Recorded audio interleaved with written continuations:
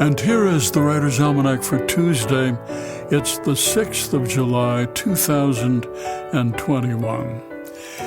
1942, on this date, Anne Frank and her family went into hiding in a secret apartment in Amsterdam to avoid being sent to a Jewish work camp by the Nazis. 8 people in all, the Franks and the Van Pelt family, lived in the little annex for 2 years until they were betrayed. The family was separated, sent to concentration camps in 1944, where Anne and her sister Margot died of typhus the following March.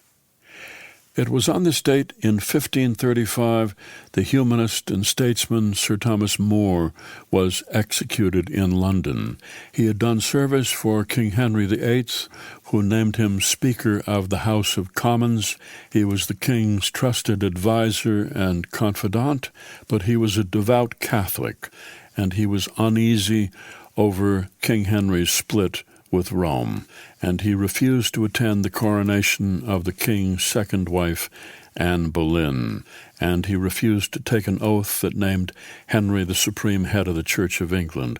Arrested for treason, imprisoned in the Tower of London, he had thought about becoming a monk, and so he enjoyed imprisonment. When he mounted Tower Hill to the scaffold, Sir Thomas More told his escort, "See me safe up, and for my coming down, let me shift for myself."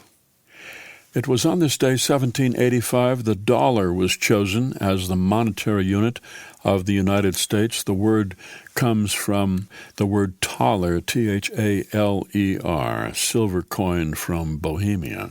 The word dollar came to be used as a sort of generic term for any large silver coin, like the Spanish 8 real piece, also known as pieces of 8.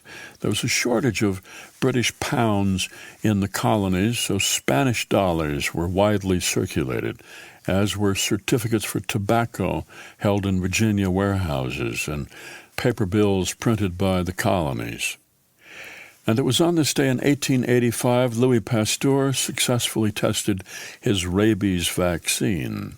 He'd been working on it for 3 years, and then a 9-year-old boy was brought to Pasteur, a boy named Joseph Meister, who'd been bitten by a rabid dog.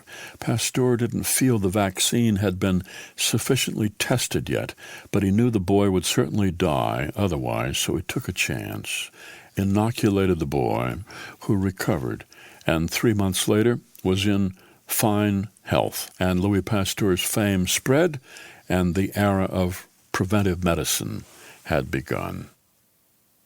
Here's a poem for today by Jim Harrison, Angry Women.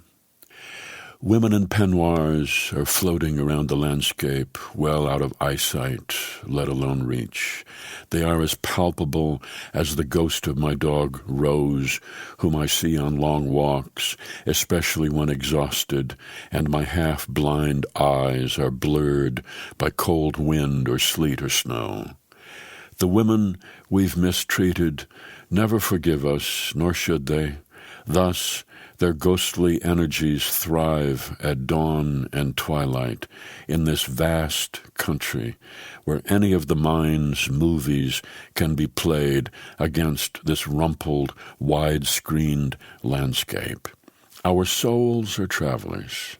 You can tell when your own is gone, and then these bleak, improbable visits from others, their dry tears, because you were never what you weren't, so that the world becomes only what it is, the unforgiving flow of an unfathomable river. Still, they wanted you otherwise, closer to their dream child, just as you imagined fair maidens tight to you as decals to guide you toward certainties. The new pup, uncrippled by ideals, leaps against the fence, leaps at the mountains beyond. Angry Women, a poem by Jim Harrison, from Saving Daylight, published by Copper Canyon Press and used by permission here on the Writer's Almanac.